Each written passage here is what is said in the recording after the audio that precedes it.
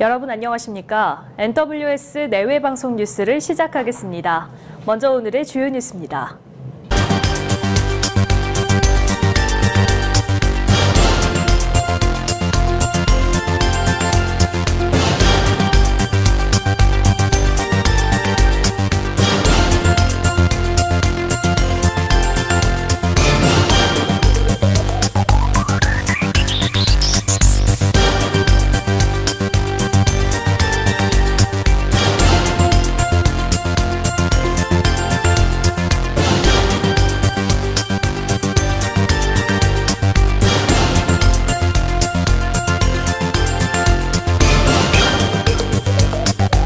방위사업청은 그동안 수입에 의존했던 40mm 함포용 부품인 슬림링을 국산화했다고 밝혔습니다. 방사청은 지난 2014년부터 연구개발에 12억 원의 예산을 투입해 국산화에 성공했다며 슬림링은 그동안 수출 통제 품목으로 분류돼 조달에 어려움을 겪었던 부품이라고 설명했습니다.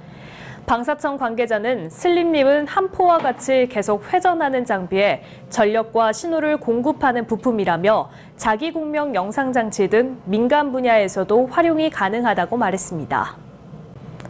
더불어민주당과 자유한국당 지도부는 오늘 4.3 국회의원 보궐선거가 치러지는 경남 통영에 나란히 출격해 각 당 후보 지원에 나섭니다. 이해찬 대표를 비롯한 민주당 지도부는 통영의 옛 신화 SB조선소 부지에서 현장 최고위원회를 열고 조선업 쇠퇴에 따라 침체에 빠진 지역경제 살리기에 나설 것을 강조할 예정입니다.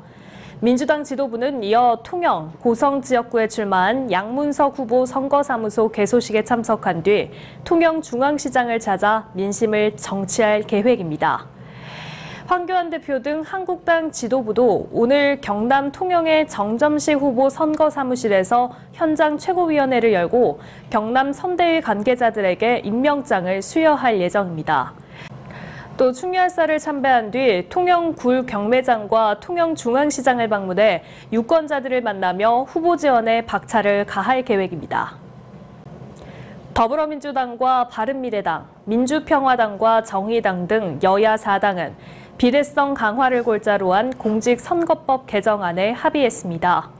심상정 정의당 의원은 각 당의 정당 득표율을 기준으로 비례대표 의석을 확정하는 선거제 개혁에 합의하고 법조문 초안 작업까지 완성했다고 밝혔습니다.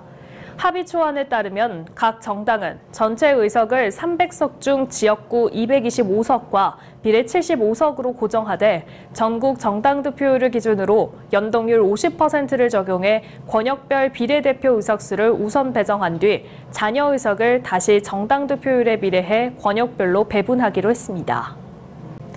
지난 2014년 세월호 참사 이후 4년 8개월 동안 서울 광화문 광장에 설치돼 있던 세월호 천막 분향소가 어제 해체됐습니다. 서울시와 4.16 세월호 참사 가족협의회 등은 어제 오전 10시부터 개막 14개 동을 해체했습니다. 유족들은 미수습자 등의 영정을 제외한 289명의 영정사진을 임시 보관 장소인 서울시청으로 옮겼으며 서울시는 천막이 있던 자리에 세월호 참사를 기억하고 안전의식을 되새길 수 있는 공간을 만들어 다음 달 12일쯤 시민에게 공개할 예정입니다. 국가정보원에서 특수활동비를 지원받은 혐의로 재판에 넘겨진 박근혜 전 대통령의 한소심 첨 재판이 오는 5월 시작됩니다. 서울고법 형사 13부는 오는 5월 30일 특정범죄 가중처벌 등에 관한 법률 위반 등의 혐의로 기소된 박 전 대통령에 대한 항소심 첫 공판기일을 엽니다. 피고인 신분인 박 전 대통령은 재판에 출석할 의무가 있지만 그동안 모든 형사사법 절차를 거부하며 재판에 나오지 않고 있어 피고인 없는 궐석 재판이 진행될 예정입니다. 박 전 대통령은 재임 시절 국정원장들로부터 특수활동비 35억 원을 받은 혐의로 재판에 넘겨졌으며 1심에서 징역 6년과 추징금 33억 원을 선고받았습니다.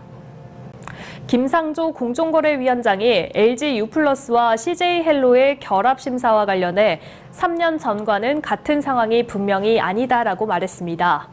김 위원장은 현지 시간 14일 독일 베를린에서 유럽 출장 동행 기자들과 만나 방송통신위원회의 평가와 판단이 공정위의 시장 확정 때 중요한 참고 자료가 될 것이라며 이같이 말했습니다.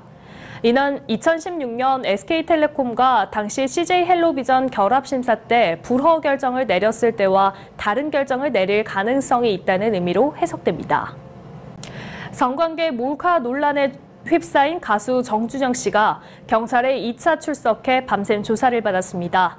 18일 경찰에 따르면 서울지방경찰청 광역수사대는 정날 정 씨를 재소환해 밤샘 조사를 벌인 뒤 이날 오전 돌려보냈다고 밝혔습니다. 정 씨의 경찰 출석은 이번이 두 번째인데요.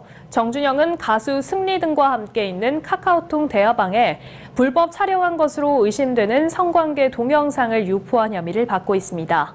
경찰은 또 승리, 정준영 등이 참여한 대화방에서 경찰 고위 인사가 자신들의 뒤를 봐주는 듯한 대화가 오간 사실을 확인하고 정 씨를 상대로 경찰 유착 의혹에 관해서도 조사 중입니다.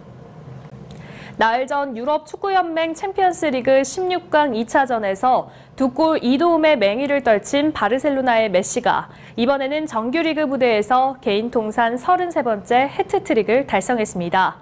메시는 18일 스페인 세비야의 베니토 비야마린에서 열린 2018-2019 스페인 프리메라리가 28라운드 원정 경기에서 레알 베티스를 상대로 3골을 몰아치면서 바르셀로나의 4대1 대승을 이끌었습니다.